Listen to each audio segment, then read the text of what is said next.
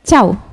Tere tulemast David Augustikuu webinarile ja head noortepäeva!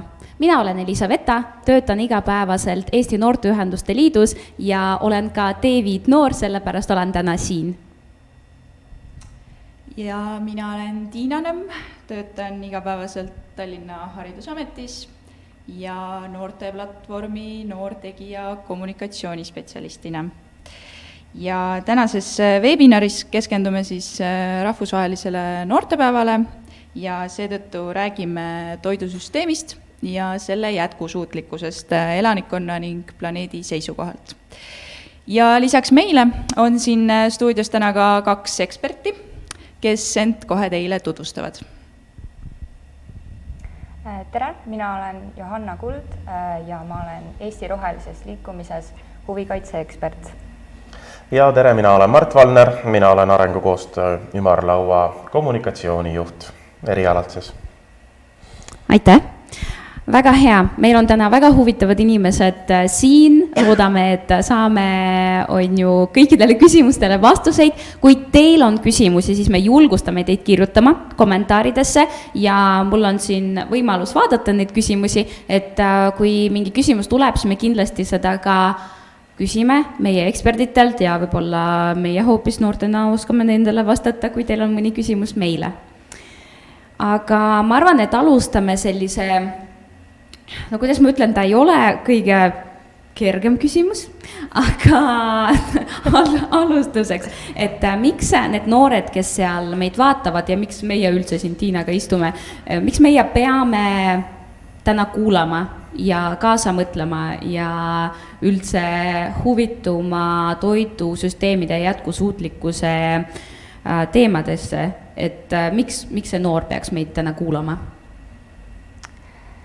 No sellele küsimusele on väga palju vastuseid, aga kõige otsesem oleks see, et kõik inimesed maakeral söövad, meie sööme, kõik vaatajad söövad, ehk siis on oluline teada, kust kohast meie toit tuleb, sellepärast et viimased mõnikümmend aastat on see seos inimeste ja toidu vahel kaugenenud ja seetõttu on tekkinud olukord, kus inimesed arvavad, et nende toit tuleb poest. Ja kuna meid on maailmas väga palju, siis meil on vaja väga palju toitu kasvatada, mistõttu meil on oluline vaadata, et see, kuidas me toitu kasvatame, oleks keskkonna mõttes, jätkusuutlik pole kõige parem sõna, aga et meil oleks võimalik toitu kasvatada ka väga pikas perspektiivis. Ehk siis see toit ei hävitaks muldasid ja et me toidu kasvatamise nimel ei hävitaks elurikkust, seepärast, et kõik need probleemid pärast tulevad tagasi. Et meil on vaja, et me saaksime toitu väga pikalt kasvatada. Ja see hästi välja toodud jätkusuutlikkus ei ole kindlasti see sõna, mis paneb kõigil inimestel kohe silma särama ja see on see, mis teemalt nagu tahaks rääkida ja kuulata. Aga tegelikult point on õige ju, et tuleb kasvatada niimoodi, et me saaksime seda teha ka 10-20 aasta pärast. Üks osa sellest on nüüd, kui me räägime keskkonna jalajäljest. Aga kui me räägime jätkusuutlikkusest või kestlikust arengust või kestlikust majandamisest, siis me lisaks ei saa ka unustada ära seda sotsiaalset sfääri seal juures. Ehk siis lisaks sellele, et me kasvatame toitu selliselt, et keskkond jääks alles, et me ühe kultuuriga ei koorma maad ära, et näiteks mullade kaura ja nii edasi. Lisaks sellele peab ju arvestama ka sellega, et näiteks need samad talumehed, kes seda toitu kasvatavad, saaksid normaalselt palka, et nad saaksid ära elada, et nende seljas nii-öelda ei ratsutaks. Siin me räägime väga palju just nimelt kaupadest, mida Euroopasse imporditakse, eelkõige kohvist, šokolaadist ja nii edasi, mis maailmas ei ole jätkusuutlikult majandatud. Lisaks keskkonnakahju ja selle juures tuleb veel juurde sellele, et tõesti, kui me nii palju impordime, et iga asi, mis tuleb Lõuna-Ameerikast, on igatahes väga suure keskkonna jalajäljega, sellepärast, et see tuleb kuidagi siia saada, eks ole. Ja nii edasi, et seal neid aspekte on väga palju, aga mille pärast see noort peaks huvitama, ongi see võib-olla, et kõige lihtsam asi, et kui sa tegelikult ka tahaks 5 aasta pärast seda šokolaadi süüa veel, siis no, on suhteliselt oluline, et keegi nagu 5 aasta pärast kakaot kasvataks. Ja kui ei kasvata, siis sa ei söö, kõik punkt, nii ongi, eks ole. Ehk siis tulebki leida neid viise, noh, kui 5 aastat on liiga väikene horisont, aga räägime 20 aasta pärast, räägime, eks ole, praeguste noorte lastest, eks ole, kui sa tahad ikkagi neile näidata, kui sa tahad, et see laps saaks ka nagu hommikul tööle minna ja tassi kohvi juua enne seda, et siis pead lihtsalt hoolitsema selle eest, et see kasvatamine oleks jätkusuutlik. No kui hull see olukord siis nagu praegu maailmas on või et kas Eestil on natukene parem seis kui mõnel muul piirkonnal? Taaskord hästi siuke lai küsimus on. Kui alustada toidust jällegi, siis nagu juba mainitud, siis Eesti on osa väga globaalsest maailmast. Ehk siis on väga raske eraldada seda, mis on Eesti olukord ja öelda, et meil siin on okei ja meil siin on hea ja see, mis väljaspool toimub, see meid ei mõjuta. Et see on toidu puhul niimoodi ja see on mitmete kõigi teiste teemade puhul ka niimoodi.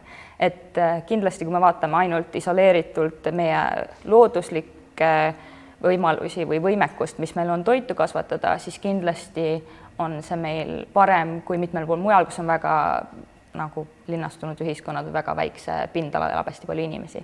Et Eestis on kindlasti selle jaoks võimalusi, et selle suhtes meil nagu on parem olukord, ja meil on siin ka soodne kliima, aga see on ka, et kui kliimamuutustega on praegu arvestatakse, et Eestis läheb kasvuperiood pikeneb, mis tähendab, et meil saab siin toitu kasvatada kauem, meil on võib-olla parem saagikus tõuseb, aga jällegi, kui sa vaatad seda ainult isoleeritud, et temperatuur tõuseb või kasvuperiood pikeneb, siis sa ei arvesta sinna hulka seda, et kliimamuutustega kaasneb ka ekstreemsemad ilmastikuolud, mis ka sagenevad, ehk siis kui sul kasvab rohkem saaki, siis tegelikult ei ole vahet, et seda on rohkem, kui sa selle jällegi ära kaotad selle tõttu, et meil on üleujutused või meil on tormid.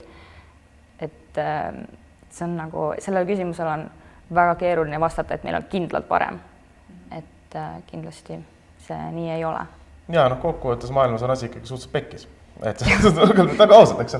Kui me räägime nüüd sellest, et meil on umbes 40% maailma rahvastikust, kes elab, ütleme, pideva näljatundega, suur osa sellest elab Aasias ja Aafrikas, kus umbes kas 2/5 umbes koolilapsest läheb, eks ole, tühja kõhuga kooli eeldusel, et neil on tagatud haridus ja võimalus kooli minna üleüldse.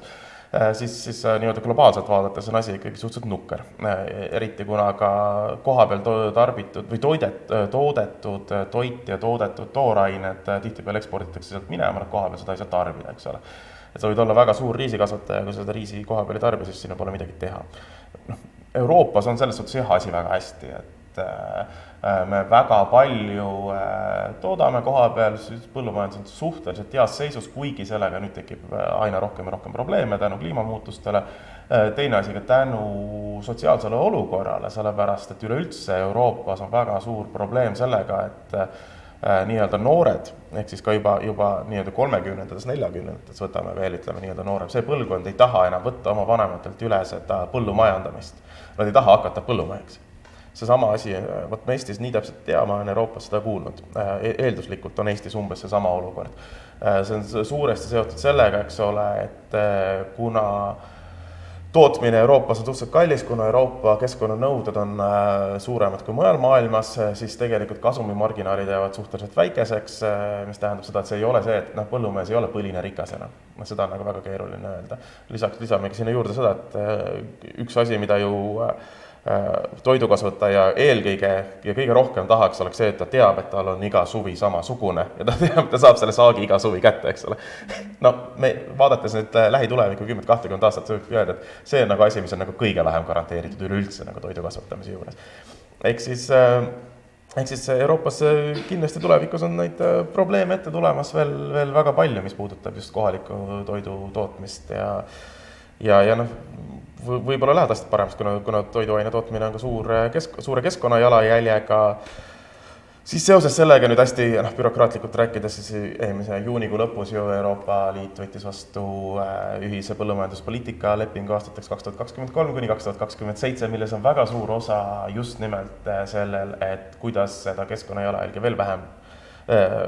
veel vähendada, kus sees on ka väga palju toetusi, aga mille vastu jälle Eesti põllumehed jälle on öelnud, et tõesti, et me paneme meile nii tugeva surve peale, samal ajal kui nii-öelda väljaspoolt Euroopa Liitu toodav importkaup on ju oluliselt odavam ja seal ei ole neid tingimusi. Ehk siis ühel hetkel toob see kindlasti kaasa toiduainete kallinemise, mis toob kindlasti kaasa ka näiteks Eesti mastaabis seda, et mingid inimesed mingid toiduaineid ei suuda endale lubada lihtsalt.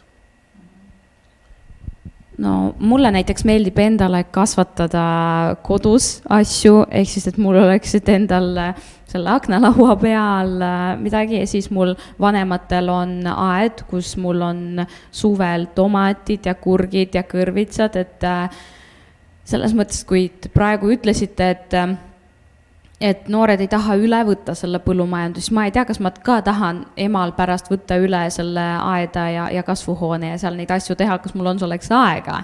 See võtab väga palju aega ja kõik need nõuded, mis Euroopa Liit paneb meie põllumeestele, siis kas see nagu päriselt mõjutab niimoodi, et inimesed loobuvad põllumajandusest? No kui sa ei suuda nii palju teenida, siis ei ole sul seda äriliselt mõistlik seda tööd endale vastu võtta, see on ju mõnes mõttes loogiline, aga see ei tähenda, ma kindlasti ei taha öelda, et need reeglid on valed. Et pigem on küsimus selles, et Euroopa Liit liigub kõige kiiremini jätkusuutliku toidu tootmise poole. Teised peaksid järgi liikuma, aga lihtsalt mingi hetk võib tekkida majanduslikult ebavõrdne olukord, mis jälle tekitab mingites inimestes olukorra, et nad ei soovi sellega jätkata.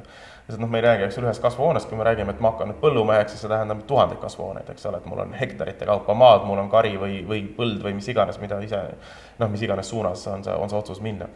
Aga see on iseenesest väga positiivne, et Euroopa Liit sinna liigub ja loomulikult tegelikult ka põllumeestele makstakse toetusi. Meil oleks kindlasti vaja siia ühte päris sükest põllumeest, kas koha pealt, nii-öelda põllu pealt öelda, et kas nendest toetustest on ka abi, eks ole, ja miks see tendents sinna poole liikumas on. Aga sellised, niimoodi vähemalt selline olukord on, jah. No võib-olla see praegu natukene nagu läheb teemast välja, aga lihtsalt see põllumeeste teema on nagu minu jaoks alati hästi siuke südamelähedane, sest ma olen ise ka maal kasvanud ja naabrid kõik ümberringi on põllumehed ja kui tegelikult see vanasõna, et põllumees põline rikas ei kehti enam on ja juba tükk aega, et kuidas me siis nagu nendele noortele nüüd, millega me läheneme, et kuulge, et hakake ikka põllumeheks või et lähme ikkagi nagu harime maad või et kui raha jah, eriti ei saa nagu, aga mingi muu hea asi peab olema. No siin võib-olla ei piisa sellest, et motiveerida puhtalt sõnadega, et nagu juba tehakse, on ka erinevad toetused, mis peaksid nii-öelda tekitama selle motivatsiooni. Aga küsimus on, et kas Euroopas, kas seda tehakse siiski piisavalt kiiresti ja kas need poliitikad on piisavalt radikaalsed. Et kas meil on okei, kui me mürgitame ainult 60% oma põldudest või muldadest, et kas see on asi, mida me suudame aktsepteerida või äkki me peaksime investeerima põllumajandusse ja põllumeestesse niimoodi, et nad sooviksid mitte, et nad saaksid kasumit põldudelt, mis on keskkonnasõbralikult majandatud, mis on näiteks taastava põllumajanduse põhimõtetega tehtud. Et nad muidugi, sa ei saa konkureerida, kui sul on taastava põllumajanduse puhul, sul on vaja rohkem inimesi, sa ei saa kasutada mingisuguseid mürgiseid väetisi, et sul ongi vaja alguses rohkem sinna raha sisse panna ja just selliste investeeringute toetustega saakski aidata süsteemselt, et tekitada seda motivatsiooni, et meil peakski olema selline ühtsem eesmärk kui lihtsalt see, et me tekitame siia veidi toetusi juurde, vaatame, mis juhtub. Et peaksid selged eesmärgid olema ja küll see tekitaks ka inimestes motivatsiooni põldu harida. Ja ka kindlasti see, kui teadvustada, kust meie toit tuleb ja tekitada jälle see seos inimeste ja toidu vahel, on see, et järjest rohkem on ju ka Tallinnas ja Tartus, ma tean, on kogukonnaaedasid. Et see on ka inimesed, kes on linnas, kes tahavad tegeleda tegelikult aiandusega, et võib-olla neid inimesi on, aga neil pole väga head väljundid selleks. Et kas nad elavad korteris või mis iganes, kõik sellised asjad nagu näitavad, et meil tegelikult ei ole, et keegi ei taha tegeleda sellega. Et peab selleks lihtsalt võimalusi tekitama. kindlasti ja siin ma arvangi, et see võimaluse tekitamine on väga oluline, et üks asi on see rahaline pool, eks ole, teine asi, miks me räägime põllumeeste vähesusest, on lihtsalt see, et see nii-öelda töökoht ei ole glamuurne. Lihtsalt, kui sul on nagu keskmisel noorel, eks ole, valida, kas ma lähen õppima IT-d või ma lähen õppima põllumeheks, eks ole, et seal nagu see valik on, nagu me näeme, väga, väga selgelt ühele poole kaldu, eks ole, tegelikult kõige rohkem läheb psühholoogiasse. See selleks. Aga see on samad linnaaiad ja samad ise käe külge panemine ja kõik need võimalused, eks ole, annab kindlasti just selle, mulle meeldib teha ja siis ma vingi selle asja võib-olla kaugemale ja hakkangi nagu ise natuke rohkem suuremalt harima.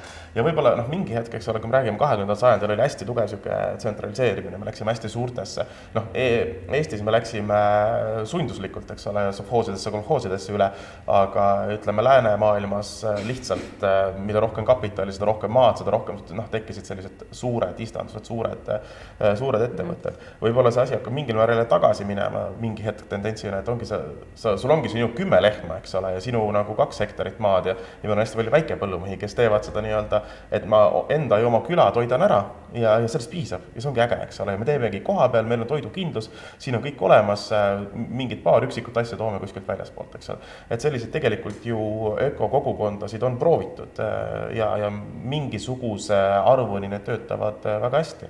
Nüüd on aina rohkem ja rohkem, me oleme liikunud ka lisaks sellele detsentraliseeritud energiamajandusele, ehk siis meil on hästi palju väikeseid päikeseparke, Eestisse ka eelmise aasta lõpuni rajati hästi palju, et kui sa paned selle, et sul on olemas oma väike põld, sul on olemas oma väike energiaallikas, siis on sul põhimõtteliselt võimalik eladagi oma väikese kogukonnaga koos, eks. Et miks mitte ka sinna suunda liikuda. Me vahepeal tuletame meelde, et saab küsida küsimusi ja mitte ainult küsimusi, te võite lihtsalt avaldada oma arvamust sellel teemal, mis me praegu räägime, et meil on ka huvitav kuulata teid. Aga Mart, küsimus siis, mis on suunatud teile, et mis organisatsioon on Arengukoostöö Ümarlaud? See on väga hea küsimus, selle on alati väga keeruline vastata.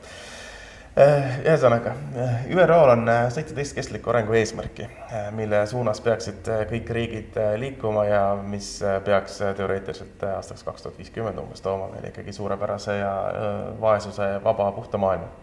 Ja Arengukoostöö Ümarlaud on see vabaühendus, mis on Eestis katusorganisatsioon, mis koondab enda alla neid teisi organisatsioone, kes tegelevad nende kestliku arengu eesmärkide täitmisega.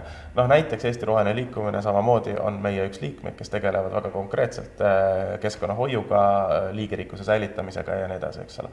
Seal on ka mitmeid muid keskkonnaorganisatsioone, Eesti Looduse Fond näiteks, lisaks on seal meil liikmete seas näiteks ka Feministeerium, kes tegeleb võrdõiguslikkusega. Meie seas on Pagulasabi, kes tegeleb migratsiooni ja rändeteemadega ja nii edasi ja nii edasi. Ja ühesõnaga me koondame seda ekspertiisi, mis puudutab siis nii-öelda kestliku arengu suunas liikumist Eestis, meie siis konkreetselt olles ise jälle Euroopa samasuguste organisatsioonide võrgustiku liige.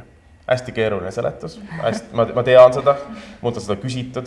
Kui ma võtsin korteri laenu, siis helistas mulle pangahaldur ja küsis, et millega te tegelete, siis ma hakkasin talle ka seletama ja siis ta oli poole minutiga, vabaühendus, okei, lähme edasi.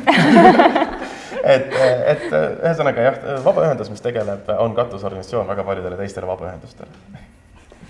Sa mainisid seda kestlikku arengut, et selliste teemade puhul, millest me siin täna räägime, on tegelikult oluline endale ka selgeks teha need mõisted, et me reaalselt nagu saaks süvitsi minna teemasse ja saaks aru, millest me räägime. Et kui sa nüüd niimoodi lihtsalt pead ühele noorele selgeks tegema, mis on kestlik areng, et mis valdkondi see puudutab ja mis selle eesmärk siis on? Iseenesest, ma ei tea, kui palju te teate, aga on olemas selline nagu World Overshoot Day. See päev, kus me kasutame ära nii palju ressursse, kui palju maakera suudab ühe aastaga toota. See päev sellel aastal oli, kui ma ei eksi, siis üle-eelmine nädal. Selleks hetkeks me olime kasutanud ära nii palju ressursse, kui maailm aastaga suudab taas toota. Kõik, mis me pärast seda kasutame, on nii-öelda järgmisest aastast võlgu või järgmistelt põlvkondadelt ja nii edasi ja nii edasi. Kestlik areng peaks tekitama selle olukorra, et see ressursi ärakasutamise päev on nagu kõige varem 31. detsember. ideaalis, et me oleks see, et me ei kasutaks kõike, mida me taastoodame. Ehk siis lihtsalt öeldes, kestlik areng on see, et me ei tarbi rohkem, kui me suudame tagasi anda. Sinna alla, see on hästi palju omavahel seotud teemasid, sinna alla läheb see, et me tagame inimestele hariduse, et nad saavad aru, mille pärast seda ei tohi teha, et me tagame neile võrdsed võimalused, et me tagame neile tervishoiu ja nii edasi, aga lõpptulemusena peaks see haritud inimene aru saama, et ressursse ei saa tarbida rohkem, kui nüüd olemas on. Aga kas see 31. detsember, mis sa mainisid, et on see nagu reaalne ka või noh, praegu meil on siin augusti keskpaik on ja kõik on otsas juba? Minu meelest põhimõtteliselt peale tööstusrevolutsiooni ei ole see reaalne olnud. Tegelikult seda on nagu arvutatud viimased paarkümmend aastat, tegelikult ma ei tea, mis seal enne seda oli. Praeguse seisuga see reaalne ei ole, olgem nüüd ausad. Aga me nägime, et meil on võimalik seda kuupäeva väga edukalt edasi lükata, sest eelmine aasta, kui oli koroonakriis, täiesti nagu üle maailm nagu tegi full on koroonakriisiks, kõik asjad olid kinni, lennukid ja lennanud ja nii edasi, me lükkasime 2 nädalat edasi. Aga see oli nagu kõik kinni, nii et see on ikka suht keeruline. Ilmselt küll on väga keeruline see teema üldiselt. Kus ma saan infot iga eesmärgi kohta, mis on SDG-s, on see Sustainable Development Goals, on ju inglise keeles, et kuidas see eesti keeles on? Kestliku arengu eesmärgid. Ongi, okei. Ja kus ma saan infot nende kohta? Arengukoostöö Ümarlaua kodulehelt saab kõige rohkem infot, see on terveilm.ee. Ja, jätsite meelde, terveilm.ee on see veebileht, kus saab targaks. Aga veel üks küsimus, et kuidas puudutab Eestit toidujulgeolek? Nagu, eelmine küsimus oli väga suht vastus võib olla sellele juba, aga noorele, kes mõtleb, et mul on toit poes ja toit tuleb poest, et tegelikult ei tule ju, et noored hakkavad seda mõistma, noored tegelikult hakkavad muretsema hästi palju nendel kõikidel teemadel, kestliku arengu ja jätkusuutlikkuse teemadel. Aga nagu miks Eesti jaoks on see probleem, julgeoleku probleem? Toidujulgeolek, ma siis kõigepealt räägin natuke, et mida see tähendab. Et toidujulgeolek tähendab lisaks toiduga varustatusele ka seda, et inimestel on ligipääs sellele toidule. Ehk siis, kui me rääkisime toidu hinnast, et see võib tõusta selle tõttu, et sul on ekstreemsemad ilmastikuolud, sul on saagikus võib väheneda mingites piirkondades maailmas, sul võivad olla näiteks tarneprobleemid, ehk siis toit näiteks ei jõua kohale, mis oli koroonaviiruse pandeemiaga, oli see väga ilmestatud, et mitmel pool olid tarneahelad olid takistatud, et kaup ei liikunud ja siiamaani on sellega probleeme, et sul on ahelreaktsioonid, mis tekitavad veel selliseid efekte, mis tõttu näiteks sul ei ole lõpuks seda toitu poes. Ja kui isegi sul on see toit poes ja see on väga kallis, lihtsalt sellepärast, et toit on nii kuum kaup, siis see tekitab jällegi probleemi ebavõrdsuse osas, et sul on inimesed, kellel on ligipääs toidule ja inimesed, kellel ei ole. Ja see probleem hakkab kehtima absoluutselt kõikjal, isegi Eestis, kus sul on nii palju maad, et siis sul ongi küsimus, et kuidas sa sellega tegeled, et siis sa peadki tekitama ligipääsu kõigile inimestele, et kõigil inimestel Eestis oleks toidule võrdne ligipääs, mis praegu ei kehti absoluutselt, sellepärast, et sul on varanduslik ebavõrdsus. Ja eks seal tekibki, ütleme, see tarne osa on see, mis tegelikult hakkab kõige rohkem võib hakata eestlasi puudutama, eks ole. Ja mis toob endaga kaasa selle, et tõesti hinnatõusud ja kõik need muud asjad, sest et kui turul on vähem kaupa, eks ole, siis see on kallim, see on elementaarne, seda me näeme praegu PlayStationi uue puhul, mida ei ole pool aastat saada olnud näiteks, kõige lihtsam näide, müüakse, eks ole, 4 korda kallimalt, kui nagu poe hind iseenesest oleks, lihtsalt pole kätte saada. Absurdne näide, aga nii on, eks ole. Iseenesest toidujulgeolekuga hästi tugevalt tegelevad riigid ise ka. Euroopa Liidus on ju riikidel kohustused hoida teataval maal, kui ma ei eksi, kas on 3 kuud näiteks viljavaru ja sellist, sul peab olema riiklikult tagatud toiduvaru, mis on olemas, mis on kuskil füüsiliselt, päriselt kuskil laos, eks ole.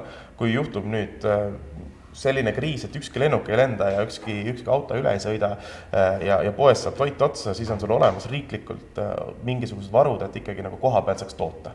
See on seadusega antud, see on Eestis ka täiesti olemas, sellised kütusevarud, toiduvarud ja nii edasi. Nii et riigid tegelikult mingil määral sellega tegelevad, aga nagu lihtne vastus või selles, et toidujulgeolekust ei saagi aru enne, kui sul ei ole need samad riiulid tühjad, eks ole. Et mingil määral me nägime, et me võime küll arvata, et me elame nagu suurel avatud turul, aga nüüd jällegi, see koroona annab nii palju näiteid meile ette, eks ole. Kui eelmise aasta, mis aprillikuus, eks ole, kui WC-paber ja tatar olid nagu poest otsas. No siis saad aru, et ükskõik, mis me teeme, aga see tatart lihtsalt ei ole. Okei, tollel hetkel see läks kuskile varudes, sest inimesed olid paanikas, aga kui tegelikult ka oleks sellel hetkel tekkinud nagu tohutud tarneprobleemid, siis sa lihtsalt ei saa seda tatart, eks ole, sa ei saa seda virli ja sa ei saa seda toitu enam kuskilt juurde. Ja siis tekibki see, et mida me siis nagu teeme, eks ole, et okei, riiklikult me saame lahendada mingi 2-3 kuud ära, aga mis edasi saab? Sest inimesed nagu eelduslikult võiksid edasi veel ka elada, eks ole. Ja siis me jõuamegi sinna maani, et kui palju me suudame koha peal ära majandada ennast, eks kui palju me suudame koha peal toota, et seda nii-öelda Eesti-siseselt, et kas me suudame Eestis piisavalt palju kartulit toota, nii-öelda, et kõik eestlased ära toita, hetkel ei suuda. Meil ei ole seda vajadust, me oleme suurel avatud turul, meil ei ole seda hetkel seda vajadust olemas, eks ole. Kui see tekib, siis me peame leidma mingisuguseid alternatiive. Et see miks see meid huvitama peaks, ongi see, et nagu me peamegi nagu aru saama, et ühel hetkel need ressursid saavad lihtsalt otsa, kui me tarbime rohkem, kui need ressursse on, mis hetkel me ei näe seda probleemi, eks ole, sest et meil on täpselt, meil ongi poeletid on toitu täis, aga ühel hetkel see probleem tekib ja siis on nagu liiga hilja selle pärast muretsema hakata. Ma tegelikult ei mäleta, mis täpne küsimus oli, aga see on toidujulgeoleku osa selles vastus vähemalt. Kuidas puudutab Eestit toidujulgeolek oli algne küsimus? Täpselt. Ehk siis jah. Johanna, sa enne mainisid, et see varanduslik ebavõrdsus takistab inimestel võrdselt siis ligipääsu toidule. Ma ise hakkasin mõtlema sellele, et ega ju kunagi ei teki ju seda olukorda, kus kõigil on võrdselt raha. Nii lihtsalt ei saa, on ju. Aga neid avokaadosid igas poes ei ole. No lihtsalt ei ole, on ju.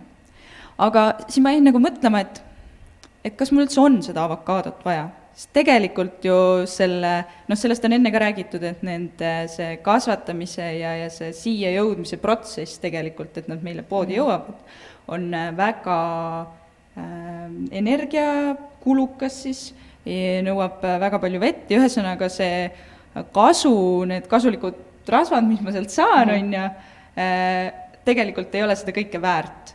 Et võib-olla me võiksime nagu leida nendele eksootilistele kasulikele puuviljadele, juurviljadele mingid selliseid kodumaiseid alternatiive, et suunata nagu inimesi nii-öelda kodupeenrale lähemale või et võib-olla ei olegi vaja seda avokaadot kõigile kättesaadavaks teha. Ja ma ütleks selle varandusliku ebavõrdsuse kohta, et ma ei mõelnud seda, et siis näiteks vaesematel inimestel ei ole võimalik osta sama palju avokaadosid, sellepärast tõenäoliselt nad ei tarbigi avokaadosid, et nad tarbivad midagi muud. Aga see on lihtsalt ligipääs toidule on see, et seda sama põhiasju, mida inimesed ostavad, ma ei kujuta ette, kas see on kartul või puder, et sellele oleks ligipääs, et kui see hind tõuseb nii kõrgele, et inimene ei jõua seda piisavalt osta, et ära elada. Et see ei ole olukord, mis on praegu aktuaalne, aga selline olukord võib tekkida. Selline olukord on aktuaalne mitmes muus kohas maailmas. Jah.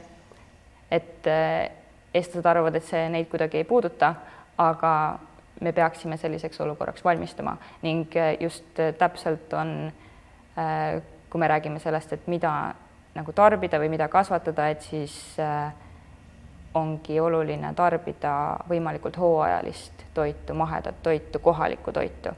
Aga et kõik need 3 tingimust oleksid täidetud. Et see, kui Eestis talvel kasvuhoontes kasvatatakse tomateid, et siis see ikkagi ei ole päris sama asi. Et kui kuskil mujal on see sama kaup hooajaline, et selle tarne Eestisse võib olla tegelikult näiteks CO2 poolest parem kui kasvuhoones selle tomati kasvatamine Eestis.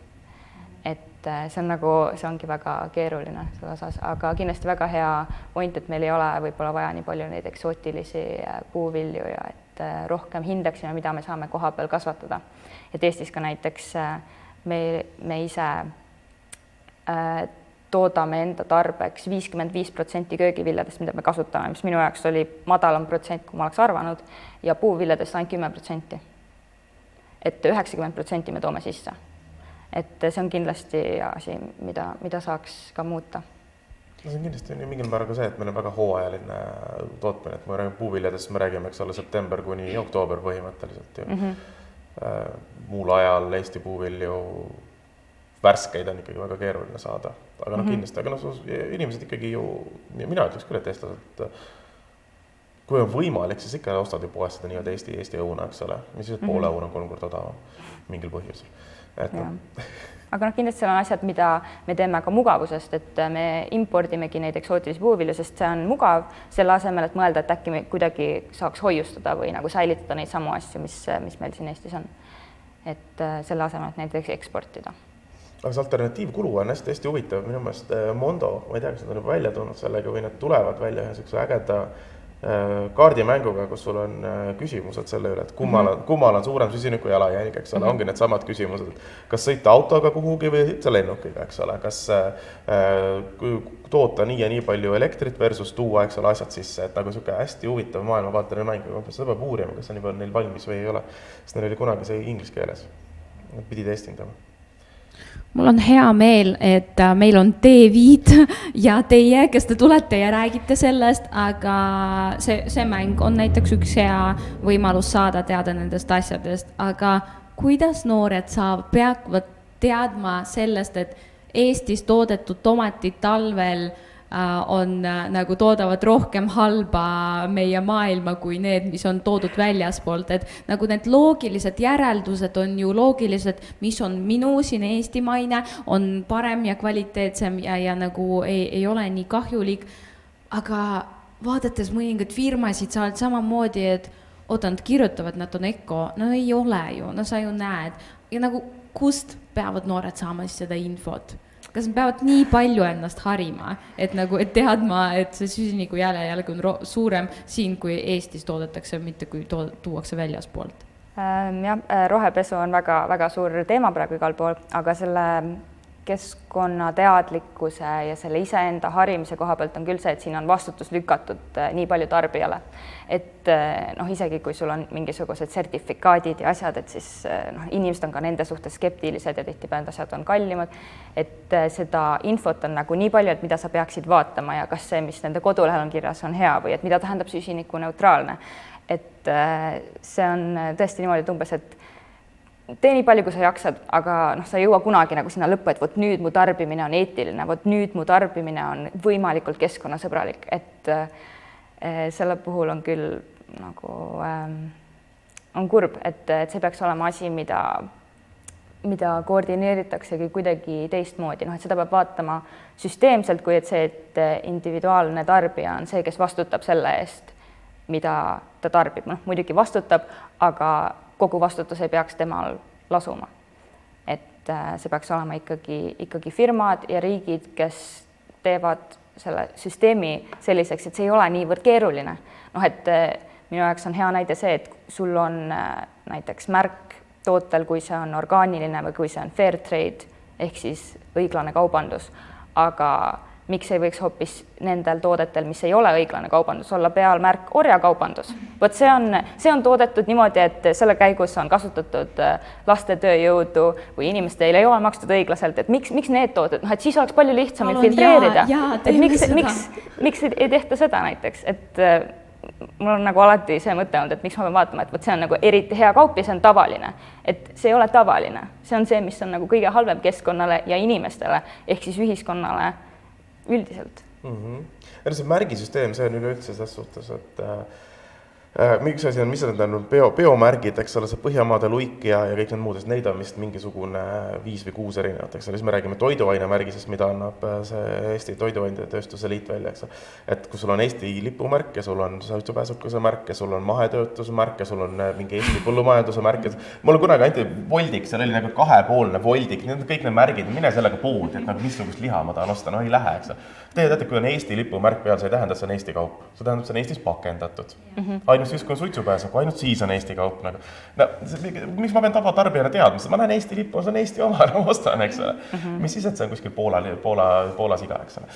No, et see märgisüsteem ei ole nagu see süsteem, kuidas saab inimesel tegelikult asju selgeks teha, olge meid ausad, et vastus, kus peaks noored siis teadma, iga samm, mis sa teed inimesele juurde, et ta peab ise minema otsima, sa kaotad neid inimesi, keda see huvitab, eks ole. See on ikka väga süke ökosõbralik ja teadmisimuline olema, et minna ja otsida ja 6 erinevast Google'i lehest ja siis veel kokku panna ja võrrelda ja mõelda ja rääkida ja arutada ja siis jõuda sellele järeldusele, et mis tomat parem on, eks ole.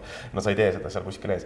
Et see peab hakkama ikkagi haridussüsteemist pihta. See peab hakkama sellest pihta, et kestliku arengu eesmärk 4.2 ütleb, et koolides peaks arendama maailma haridust. Ehk siis seda, et just nimelt süsteemide loomist. Ja see tuleb väga tugevalt, on mitte eraldi õppekava osa, eks ole, aga me räägime siin seda, kuidas õppekavadesse integreerida seda aru saama, kuidas tegelikult maailm töötab, mille hulka peaks minema see, et sul tekib huvi neid asju tõesti mingil määral.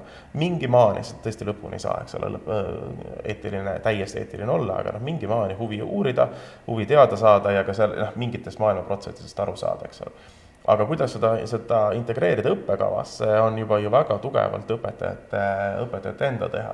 Meil on väga suur vahe, kas näiteks ühiskonnaõpetust õpetatakse sulle õpiku järgi või ühiskonnaõpetust käivad sul erinevad eksperdid koha peal rääkima sellest, mis nagu toimub, eks ole. No, kui me räägime, ma ei tea, ongi ühiskonnaõpetusest Euroopa Liidust, siis kas sa loed selle õpikust maha või sa tood, eks ole, mingisuguse Europarlamendi saadiku nõuniku sinna endale rääkima, kuidas see toimub. Õpilased tekib teine seos, ta saab hoopis teistmoodi aru, eks ole, samamoodi kui me räägime bioloogiast, kui me räägime geograafiast, kuidas näiteks töötavad need samad, mida tähendab, eks ole, ühe kultuuri põllumajandamine mullale ja nii edasi, kas seda räägib selle ala ekspert või seda räägib õpetaja, kes on kindlasti väga pädev, aga kes räägib sellist õpiku põhjal, see on väga suur vahe õpilasele. Ehk siis ma arvan, et selle esimese asja, aga ma ei taha, see ei ole see koht, et tegelikult nagu koolidele survet peale panna, et nüüd nagu õpetaja vastutab selle eest, kuidas lapsed kasvavad, aga see soovi tekitamine juurde mõelda ja mingisuguste seostest aru saamine võiks tugevalt tulla haridussüsteemist. No ja siis lisaks kindlasti ETV2 näiteks on, maikuu on keskkonnakuu, keskkonnafilmid, 10 tükki tavaliselt kuu jooksul, väga põnevad, saad igast asjast teada, eks ole. Novembrikuu on inimõiguste kuu, samamoodi, väga põnev, saad erinevatest asjadest teada, vahepeal mingisugused muud, eks ole. Vaata filme, räägi juttu, minust see on võimalik seda infot saada ilma sellelt, et sa istuksid niimoodi nägu õpikus ja kogu aeg järjest uuriksid. Ja üks lehekülg, kust saab veel infot, on kliimamuutused.ee, kus on ka selline eraldi alapeatükk, mida mina teha saan. Et seal on erinevaid soovitusi, et kuidas toitu osta keskkonnasõbralikult või üldse kuidas süüa keskkonnasõbralikult ja seal on erinevate teemade kohta selliseid näiteid. Aga Johanna, mis on kõige olulisemad asjad, mida mina teha saan, et kliimamuutused ära hoida ja asi paremaks läheks?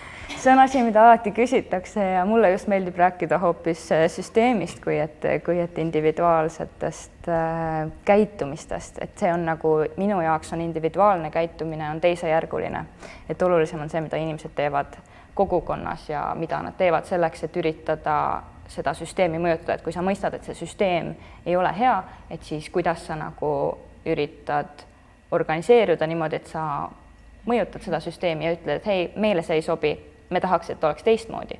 Sellepärast, et kui sa mõtled, et riik teeb midagi, siis me oleme tegelikult need inimesed, kes on riigis elavad ja kui me tahame, et asjad oleksid teistmoodi, siis me peame seda ütlema. Aga individuaalsetest tegevustest, see, mida alati öeldakse, on see, et tarbi vähem liha. Aga üldse see, et osta teadlikumalt, aga see on jällegi see, et kui palju sa selle peale tahad aega kulutada, et see on kindlasti ajakulu, et sa et sa valid neid asju. Aga esimene on iga asja puhul, mis sa tahad osta, on see, et kas sul on seda päriselt vaja. Ja teine asi on see, kas sa saaksid seda kuskilt laenata kellegi teise käest, et alternatiivset majandust kasutada, vahetamine või siis taaskasutuspoed, et kõik sellised asjad tulevad enne ja kõige viimane asi on see, et sa ostad selle uue asja. Ja siis sellised muud asjad ka nagu mitte autoga sõitmine ja selle asemel näiteks jalgratta või ühistranspordi kasutamine, aga need on ka sellised, et kes saab ja kindlasti kõigi nende tegevuste juures on oluline märkida, et kõigil ei ole nende jaoks võrdsed võimalused, et nagu samamoodi nagu kõigil inimestel ei ole nagu võimalik omada autot, siis oleks võrdsem teha kõigi jaoks hea jalgratta infrastruktuur, sellepärast et see on ligipääsetavam rohkematele inimestele kui näiteks autoga sõitmine, sest see on palju kallim.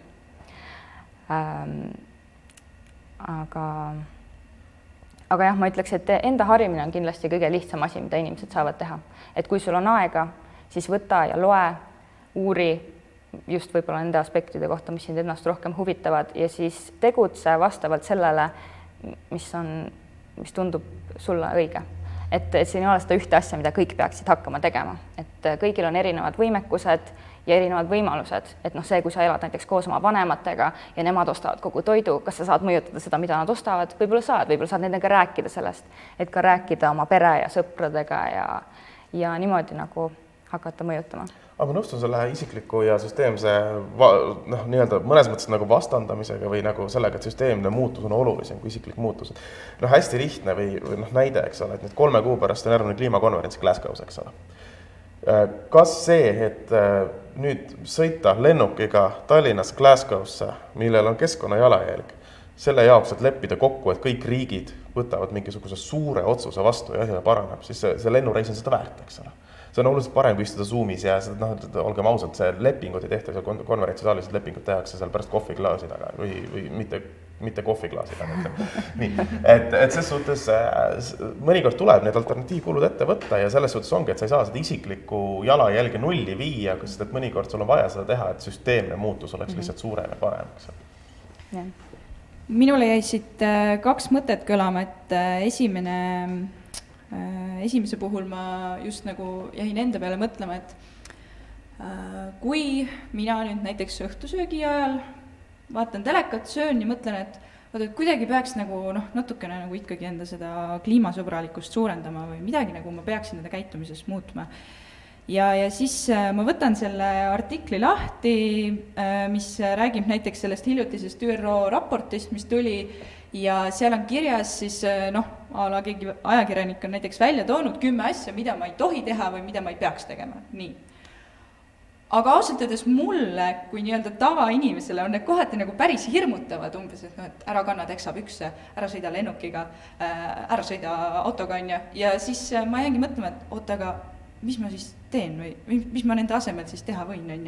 Et võib-olla nagu tasuks teinekord sellise nagu lajatamisega koos pakkuda välja ka alternatiive, et jah, ära kanna teksapükse, mul siiski on, aga et osta siis võib-olla taaskasutatud teksapüksid, kui sa neid tõesti soovid või et näiteks see riidekauplus pakub väga keskkonnasõbralikku rõivavalikut. Et selline nagu alternatiivide pakkumine rohkem.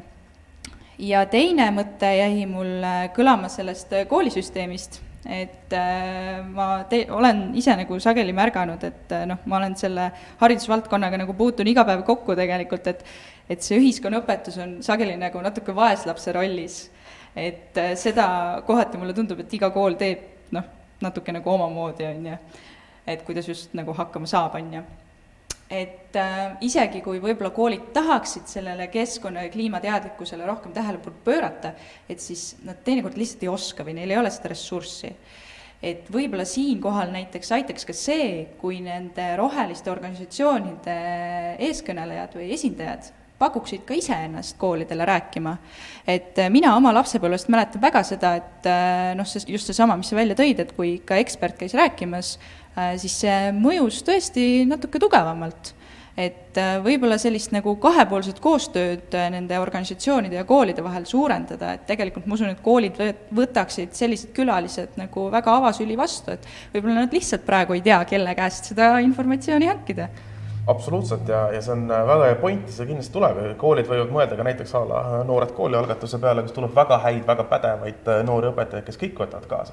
Ja see minu näited tuleb ka selle pealt, et minu enda vend on noored kooli programmi läbi praegu ühiskonnaõpetaja. Ja ma tean, kuidas tema oma tunde läbi viib ja mina mõtlen seda, et kui mulle oleks olnud selline õpetaja keskkooli ajal, ma oleks palju rohkem viitsinud kuulata ja mõelda selliste asjade peale, eks ole. Et see on võimalik, aga loomulikult. Tegelikult mõnes mõttes sellega seotuna on see, et keskkonnaorganisatsioonid, kaasa arvatud ka ERL ja AKU tegid just sükase platvormi, kus on soovitused kohalikele omavalitsustele, kuidas rohepöörat kohalikus omavalitsuses läbi viia. Selle üks osa on ka haridus ja selle juures üks osa sellest kõigest on see, et need samad nii-öelda rohesaadikud, eks inimesed, kes oskavad seda seletada, seda teemat, on võimalusel valmis minema kohaliku omavalitsusse rääkima sellel teemal. Kindlasti on nad valmis minema ka kohalikesse koolidesse rääkima sellel teemal. Et tegelikult see on õige, et ekspertiis on täiesti olemas selles valdkonnas. Tegelikult hästi paljud noorteorganisatsioonid näiteks käivad koolides rääkimas, meil on kõige tuntum meile Fridays for Future, nad ju käivad koolides ja tegelikult keskkonnaministeeriumi kõrval töötab vabatahtlikult muidugi noorte keskkonnanõukogu ja see koosneb siis 9 noorteorganisatsioonidest ja nendest siis minu arust 5 käivad koolides ja nüüd kirjutasid projekti, et käia koolides, et mitte ise maksa transpordi ja sellist väiksed asjad, mis tegelikult sul läheb selle jaoks raha, et sa teed seda vabatahtlikult, aga sa ei saa oma taskust selle transpordi kinni maksta, et sa lähed selle koolitundi andma. Ja tegelikult koroona ajal oli hästi keeruline minna kooli ja rääkida üldse ükskõik mis teemast, kas see on keskkond või minu jaoks on, kuna ma töötan Eesti Noorteühenduste Liidus, siis me käime kodaniku ühiskonna teemadega ja noorte osaluse teemadega koolides. See mõjub, see kindlasti noortele, kui tuleb keegi, räägib huvitavalt enda elukogemusest ja annab mingit nippe.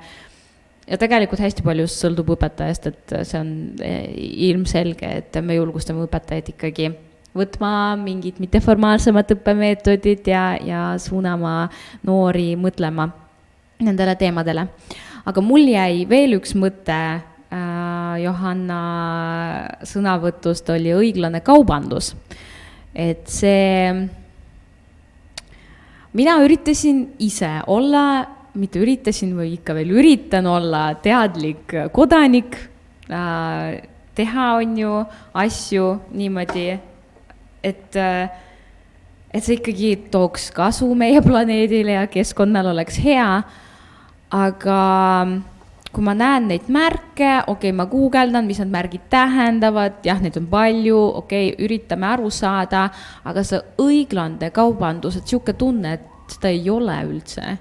Kui meile tuuakse asju ja need märgid on seal ja ei tea, kas üldse mida uskuda, mida mitte uskuda, sest kõige rohkem tegelikult mind viimasel ajal huvitas see kalandus ja ma ei taha rohkem kala süüa, sest ma ei tea üldse, kust see tuleb ja kuidas seda kasvatatakse ja see on nii kurb, ma ükskord istusin õhtul ja hakkasin nutma, sest ma ei tea, kust, mis tuleb ja ma tahan olla positiivne, et asjad nagu liiguvad paremuse suunas, aga paljud noored, kes on praegu noored, nad on nagu, et et kas me üldse elame edasi, kuidas meie planeet elab edasi, kui see kõik jätkub niimoodi. Et kuidas selle õiglase kaubandusega on siis ja selle kalandusega ka, see on mingi õiglane kalandus ongi see. Ja see valgusfoor on ka ministeeriumi lehel näiteks sellega, et kuidas te seda kommenteerite?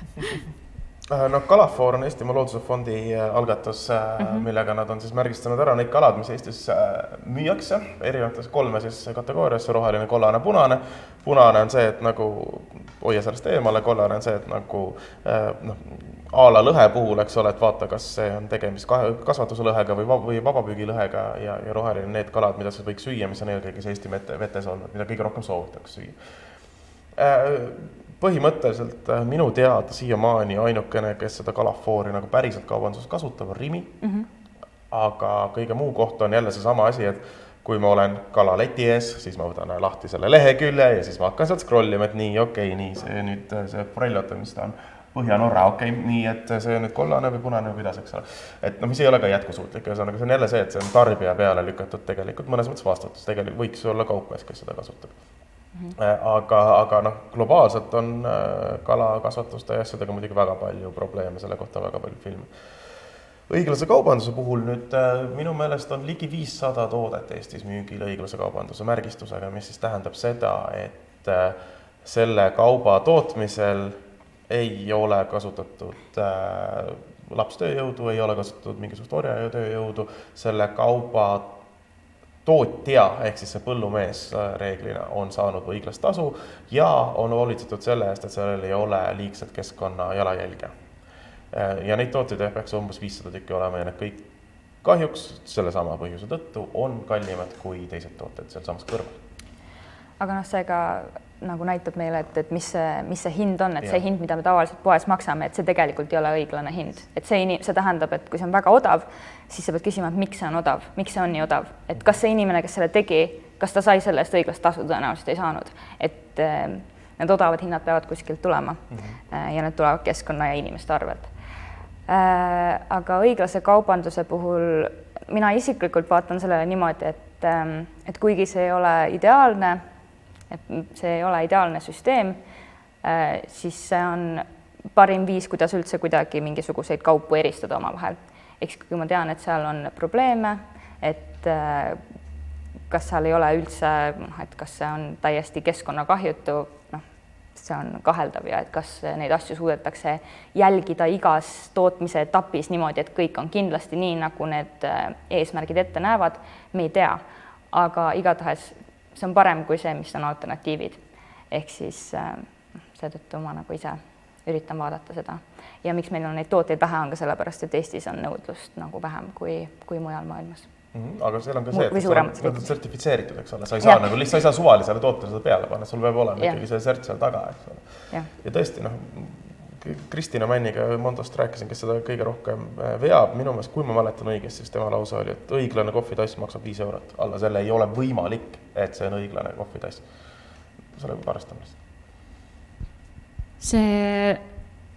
See, kas hind on madal, et tegelikult ma poes vaatan seda ja ma üritan oma sõpradele nende kõikide AliExpresside ja Zoom ja mis need kõik veebilehed on, kus tellitakse seda asja, et ma ütlesin vanematele, isa ostis uue telefoni, ma olin nagu, isa, palun lihtsalt mine ja osta siin Eestis selle telefoni seda seda kand või mida iganes, mis selle nimi õige on. Ta oli nagu, mis asja ma tellin? Ma olin nagu, ei, palun, ära telli, sa oled minu isa. Ja siis ma loodan, et kõik inimesed hakkavad mõtlema rohkem nende asjade peale. Ja ma ei tea, paneme sellele webinarile boost'i peale, et see jõuaks rohkemate inimesteni, sest siin kõlavad sellised asjad, mis on tõesti olulised. Aga ma sain aru, siis nende õiglase kaubanduse märgiga asjad on siis ikkagi seda väärt ja tõesti, need on kontrollitud. Aga miks neid nii vähe on? 500 on ju nii vähe. Täpselt, nagu Johanna ütles, nõudlus on Eestis väikene, eks ole. Teine asi on see, et eks neid ongi vähem kui seda nii-öelda massitarbe kaupu, kuna nende tootmine on kallim, eks ole. Neid ettevõtteid, kes võtavad ette. Lõpptulemusena me räägime selles, et ettevõte toodab seda toodet ikkagi ükskõik, mis on need eetilised eesmärgid selleks, et saada kasumit. Me on ettevõte peab saama kasumit. Nad võivad toota eetiliselt ja õiglaselt, kui sellel on piisavalt suur turg, kes seda kallimalt ostab. Kui seda piisavalt suurt turgu ei ole, siis keegi ei lähe lihtsalt oma raha eest nagu mingit maailma kohviga, õiglase kaubanduse kohviga odavalt ära tootma. See ei ole realistlik ja keegi ei taha seda teha. Ehk siis vastus ongi, et mida suuremaks on turg, seda rohkem tuleb neid tooteid tuleb iga aastaga juurde praegu Eestisse. Väga hea. Kui ma võib-olla esitan uuesti selle küsimusega, meil on lihtsalt need kõik asjad käinud üle selle webinari, mis me oleme rääkinud, ikkagi, et mida iga noor saab ära teha, et planeedi hoida? Mina ütleks ühe asja, et harige enda vanemaid, palun. Mul see õnnestus, mul vanemad sorteerivad prügi ja ei osta nüüd asju, mis nad päris vaatavad, et mingi, oi, et see hind ei ole ikka see, mis ta peaks olema. Et harige enda vanemaid, aga mis teie ütlete? Ma ütleks esimese asjana, et lisaks enda ja oma vanemate ja oma sõprade harimisele olla aktiivsed ühiskonnas. Ehk siis mis iganes väljundi sa endale leiad. Meil on Fridays for Future, eks ole, kui sa soovid protestida selle süsteemi vastu, mis on väga ebaõiglane, ebavõrdne ja mis toodab kõike seda keskkonnakahju. Või siis leida mingisuguseid väiksemaid kogukonnagruppe, kas või näiteks kogukonnaaiad, kas või uurida, et millised on need probleemid sinu kogukonnas, kus sa elad, sinu piirkonnas, kus sa elad, et kas seal võetakse metsa maha, mis ei tundu sulle õige või seal tehakse midagi, mis sa oled nagu, et ükskõik mida seal tehakse, mis sulle tundub, et ei ole keskkonnale hea, et sa saaksid selle osas midagi, kuidagi tegutseda, midagi ette võtta selle osas. Et märgata, mis su ümber toimub ja mitte usaldada, et küll keegi hoolitseb selle eest või küll see saab tehtud, isegi kui mina sellega ei tegele. Et ma arvaks, et see aktiivsus on kõige olulisem osa. Et märka ja huvitu ja nii palju, kui sa jõuad, kui sul on aega, siis uuri selle kohta ja ole aktiivne. No, mõnes mõttes nagu veel seda asja edasi arendades ja tuletas meelde kunagi oli Ühtse Eesti suurkogu, kus oli suurepäraseid etteasteid ja suurepäraseid kõnesid ja üks nendest oli ka suunatud noortele või selle pealekirja on ebatsensuurne, aga see selleks. See oli väga konkreetselt. Noortel on võimalus ja koht olla vihane. Sul ei ole mingit õigustust niisama chillida ja olla, et nagu need tõesti kõik läheb maailma paremaks. No ei lähe. Praegu on noorel on õigus eksida, palju rohkem kui on vanematel inimestel. Teil on võimalust eksida, sul on võimalus panna pea ees vales suunas ja pöörata ümber, et ups, eks ole. Aga peaasi, et teed midagi. Ja nagu tõsiselt nagu leia see asi, mis on nagu südame lähedani vihaga nagu lihtsalt edasi ja siis saab selle keskkonna asjadega ka tegelikult oluliselt paremaks. Ja kõige lihtsam ja kõige konkreetsem asi, mida teha, oktoobrikuus kohaliku omavalitsuse valimised, 16+ saavad valida Eestis. Palun, 16+ hääletusaktiivsus, minust eelmine valimised oli umbes 20%. No minge metsa. Teil on COVID, minge selle sama vallavanema, linnapea, kelle iganes juurde küsige, mis te teete, et minu kohalik omavalitsus oleks rohelisem. Ei tee mitte midagi, okei, ma valin kedagi teist, väga tore. Ma ütlen, valimisaktiivsus 16-17 oli 60%. Oli või? Ja. Minu ja üleüldiselt see number, mis oli kogu elanikkonna, kelle hääleõigus oli 58 minu arust protsenti oli kogu ja nendest oli noori tegelikult hästi palju, nii et siin, aga jah, minge valima. jah, minge valima. Jah, ma ise nagu, mulle väga meeldib see mõte, et ärme veereta nagu vastutust kuhugi mujale, kellelegi teisele, et me oleme kõik osa sellest süsteemist. Ja ükskõik, kui tagasihoidlikult sa enda arvates elad, et ma ei käi ju kuskil väljas, ma ei käi kohvikus, ma ei käi restoranis, on ju.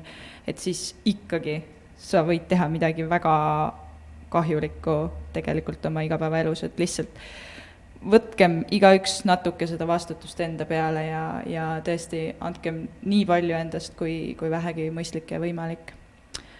Aga teiega oli äärmiselt tore siin täna vestelda. Ma sain ise väga palju targemaks, ma usun, et sina samamoodi ja see video jääb kõigile järelvaatamiseks ka YouTube'i ja kindlasti on teie tagasiside väga oodatud. See link läheb selle ülekande kommentaariumitesse ja ürituse postitusena ka. Ja ma ei tea, vist on kõik. Suur aitäh teile! Aitäh kutsumast! Ja aitäh! Ja kohtume juba järgmine kord!